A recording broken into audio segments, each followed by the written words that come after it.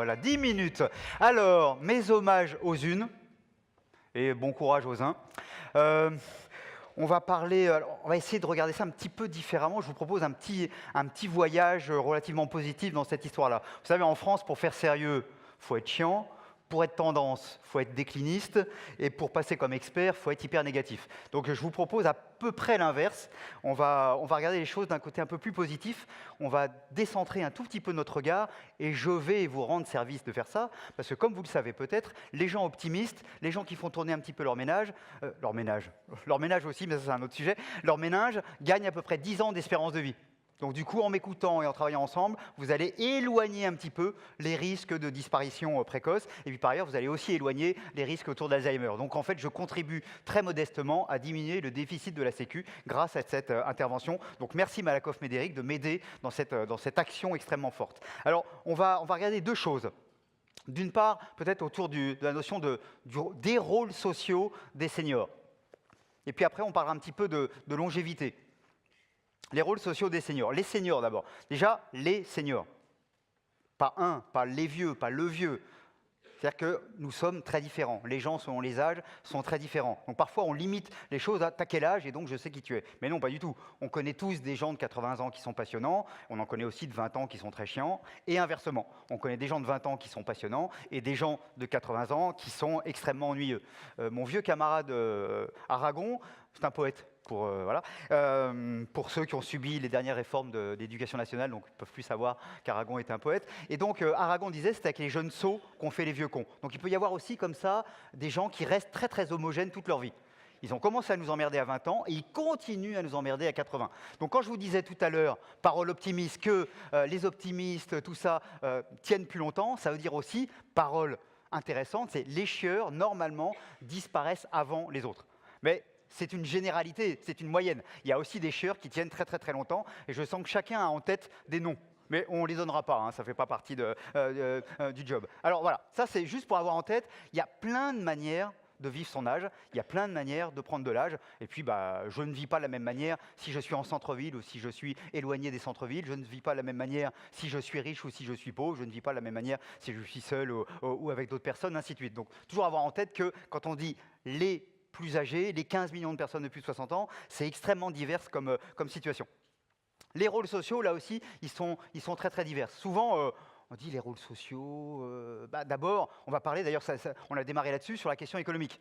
Eh bien oui, mesdames et messieurs, le premier des scoops, c'est que les vieux sont comme les autres, ils mangent tous les jours, ils vivent à peu près tous les jours, ils se déplacent, ils consomment, certains séduisent, d'autres ne séduisent pas, certains font des activités physiques diverses, d'autres non, et ainsi de suite. Mais donc, les gens sont des acteurs économiques. Ils consomment, et donc ils contribuent tout simplement à faire tourner aussi la machine sur à peu près tous les sujets. Les seniors de plus de 60 ans ne se contentent pas d'acheter des couches-culottes pour un continent. Ça reste très très minoritaire. La plupart achètent plein de choses, par exemple de la nourriture, par exemple du vin, que sais-je encore, du bon chocolat parfois, et ainsi de suite. Même un tiers des jouets sont achetés par les retraités, souvent pour les offrir à d'autres. Il arrive qu'ils les gardent pour eux, mais quand même souvent c'est pour les offrir à d'autres. Donc voilà, donc déjà, premier rôle, tout simplement un rôle économique. Deuxième rôle, la question de l'emploi. Il y a des gens, là, vous savez, il y a peut-être, êtes-vous aperçu qu'il y avait une campagne électorale ? Pour les plus... Oui, on ne sait pas tous, hein, mais voilà, ou un semblant de campagne électorale et tout ça. Et certains expliquent d'ailleurs il n'y aura plus d'emploi et tout ça. Par exemple, dans le domaine du vieillissement, on a besoin de centaines de milliers d'emplois autour de l'accompagnement des plus âgés, mais comme on en a besoin autour de l'accompagnement des personnes en situation de handicap, autour de l'accompagnement des enfants, ainsi de suite. Donc il y a au contraire un besoin d'emploi, mais des besoins, des emplois très particuliers, d'accompagnement des autres, de bienveillance et tout ça. Donc deuxième sujet, non seulement ce sont des consommateurs, mais ce sont aussi des fabricants, des demandeurs d'emploi. Pas au sens où eux, ils demandent des emplois, mais parce qu'il y en a besoin autour d'eux. Donc deuxième élément, les seniors, c'est aussi tout simplement de l'emploi. On estime, selon les chiffres, qu'il y a au moins 350 000 emplois en gestation qu'il faudrait accélérer pour tout simplement répondre à ces demandes-là. Donc déjà, premier aspect, simplement la question économique et la question des emplois. Deuxième aspect sur les rôles sociaux, c'est tous les autres. Vous savez, parfois on parle d'inactifs pour parler des retraités. Les mots ont toujours du sens. Les mots que l'on choisit donne déjà des indications sur ce que l'on veut dire ou sur la manière dont on pense. Quand on ne pense pas les mots, c'est qu'on oublie de penser tout simplement. Mon vieux camarade Albert Camus disait mal nommer les choses, c'est ajouter de la misère au monde. Si on nomme mal les choses, on ajoute de la misère au monde. Par exemple, je ne parle jamais de dépendance, parce que la dépendance, c'est pour les gens qui ont à vos souhaits, qui ont des problèmes, je ne sais pas moi, avec l'alcool. Je ne donnerai aucun nom ici, on m'en a donné quelques-uns en arrivant. Les gens qui n'arrivent pas à s'arrêter de fumer, que sais-je encore. Moi, je suis extrêmement dépendant au chocolat noir, mais la dépendance aux vieux, je n'ai pas bien compris. Il peut y avoir des pertes d'autonomie et ainsi de suite. Les mots ont toujours un sens énorme. Par exemple, on parle souvent, pour les retraités, on parle d'inactifs. Je connais beaucoup d'inactifs qui sont plus actifs que certains actifs. Remarquez, on connaît tous des actifs qu'on aimerait moins actifs. Mais ça, c'est un autre sujet encore. En tout cas, les prétendus inactifs sont des actifs sociaux absolument majeurs dans la société française d'aujourd'hui. Les premiers, c'est tout simplement les solidarités informelles. C'est tout simplement les grands-parents qui viennent s'occuper des petits-enfants. 23 millions d'heures par semaine des grands-parents vers les petits-enfants. Il n'y aurait pas les grands-parents qui s'occupent des petits-enfants. Ce pays où il y a beaucoup de crèches, de halte garderie et tout ça, mais pas assez, eh bien, il y aurait un gros problème tout simplement de garde. Donc par exemple, c'est un exemple, mais je pourrais en donner des milliers. C'est parfois encore plus invisible. C'est la personne du troisième qui donne un coup de main au gamin du premier, ou ainsi de suite. Voilà, c'est des petites choses comme ça. Ça, c'est ce qui fait aussi tenir le pays. Deuxième type de rôles sociaux, c'est tout simplement le tissu associatif. Vous savez qu'aujourd'hui, plus ça va, plus l'État recule et plus, en fin de compte, ceux qui agissent, c'est en grande partie ce qu'on appelle l'économie sociale et solidaire, et c'est en grande partie le tissu associatif, en ville comme dans les zones plus rurales. Là encore, les retraités sont parmi les acteurs majeurs, ce n'est pas les seuls, mais c'est parmi les acteurs majeurs du tissu associatif. Pas trop dans les associations de parents d'élèves, et encore, mais en tout cas, dans à peu près tout le reste, ils sont extrêmement présents. Là encore, nous n'aurions pas ces bataillons de retraités, ces bataillons non violents de retraités, le tissu associatif, dans certains cas, s'écroule littéralement en France parce que c'est par là qu'il tient. Donc, deuxième type de présence. Troisième, il faut que j'aille vite parce que je vois que le temps passe très vite, c'est tout ce qu'il y a autour des aidants. Les aidants, c'est des personnes qui accompagnent d'autres personnes. 8,5 millions de personnes, sur les 8,5 millions de personnes, il y a à peu près 50% qui sont des seniors. Là encore, ils jouent un rôle absolument majeur. Ils ne seraient pas là. Il y a des gens dont le pronostic vital serait engagé s'il n'y avait pas tous ces seniors. Donc, quelques exemples, je pourrais en prendre d'autres. Les élus, 32% des maires de nos communes, en particulier des petites communes, sont des retraités. À chaque fois, on voit ce rôle absolument central des seniors dans la société d'aujourd'hui. Ça, c'est le premier élément. Deuxième élément, c'est société de la longévité. Je préfère le terme longévité à celui de vieillissement. Parce que le vieillissement, c'est toujours l'autre. Vous savez, quand on dit les vieux, les gens ils se retournent en disant « Tiens, ils sont où les vieux ?» C'est jamais soi. D'ailleurs, je vous rappelle qu'un vieux, c'est quelqu'un qui a 15 ans de plus que vous. Vous allez voir, ça marche toute la vie, donc c'est plutôt sympa comme système. Mais si je parle de longévité, là, tout le monde est concerné. Je nais, déjà, la problématique de la longévité existe. J'ai un certain nombre de chances aujourd'hui, si je nais aujourd'hui, par exemple, d'être plus que centenaire. Vous savez que ça va être une augmentation extraordinaire d'ici à 2070. En 1950, il y avait 350 centenaires. En 2070, il y en aura entre 250 000 et 550 000. Donc, vous voyez, donc des croissances énormes. Il y a des gens qui cherchent de la croissance. Moi, j'en ai une tout de suite. Les vieux, c'est la croissance.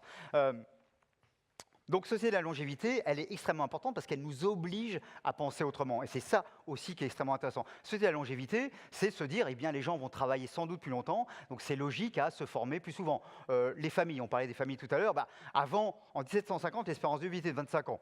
Donc, vous trouviez quelqu'un, si vous étiez trompé vers 15-16 ans, il y avait pour une dizaine d'années à supporter, puis après, on allait disparaître. Donc, ça allait. Aujourd'hui, si vous trouvez quelqu'un à 15 ans, vous risquez de vous supporter pendant 60, 70 ans, 80 ans. Évidemment, ça fait peur. Donc, les gens s'arrêtent souvent avant, ainsi de suite. Le fait d'avoir des vies plus longues transforme complètement nos perspectives de vie. Et pour l'instant, les politiques publiques ne l'ont pas très, très bien intégré. Je prends un autre exemple, ces sociétés de la longévité, c'est des sociétés qui sont obligées d'inventer autre chose. Les retraités, par exemple, échangent d'une certaine manière moins d'argent contre plus de temps.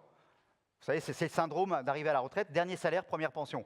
Dans certains cas, c'est une diminution de 50%. Waouh, ça fait drôle. Donc évidemment, ces gens-là, d'un seul coup, se disent « oui, mais je peux de mon temps en faire autre chose ». Et sans doute que la société de la longévité va nous obliger à penser différemment travail et activité, à comprendre que ce sont deux choses différentes, à comprendre que peut-être on va plus mélanger les deux éléments, ainsi de suite. Donc ça va nous obliger à penser autrement. Et c'est ça qui est formidable, c'est que la société de la longévité va est un levier formidable d'innovation, d'innovation technique, bien sûr. On va se dire, tiens, on peut inventer telle ou telle technologie qui permette aux personnes de se prolonger, qui permettent aux personnes d'avoir une vie plus simple, ainsi de suite. Mais c'est aussi de l'innovation sociale, comment on donne une place différente, comment les seniors vont participer directement dans la ville, dans la vie, à la société, comment ils vont avoir un rôle. C'est aussi comment on va penser des choses par rapport aux plus âgés et avec les plus âgés, mais en fin de compte, des éléments qui vont favoriser la vie de tout le monde. Des réseaux comme Ville Amie des Aînés, par exemple, réfléchissent à comment la ville s'adapte mieux aux plus âgés, mais en s'adaptant mieux aux plus âgés, en fin de compte, on s'adapte mieux à tout le monde. Vous avez remarqué, il y a quelques années, on a supprimé les marches pour prendre le bus ou le tramway.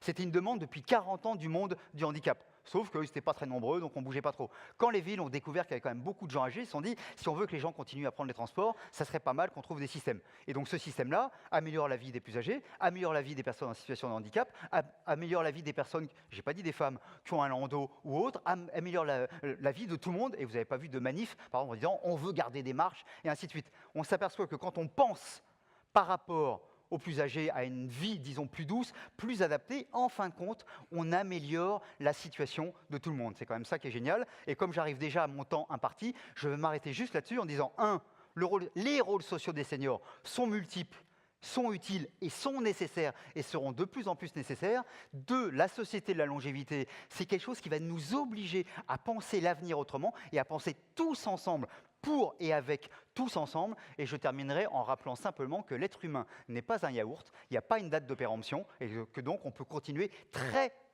ensuite de la date limite, on peut continuer à vivre pendant encore un sacré bout de temps. J'ai terminé.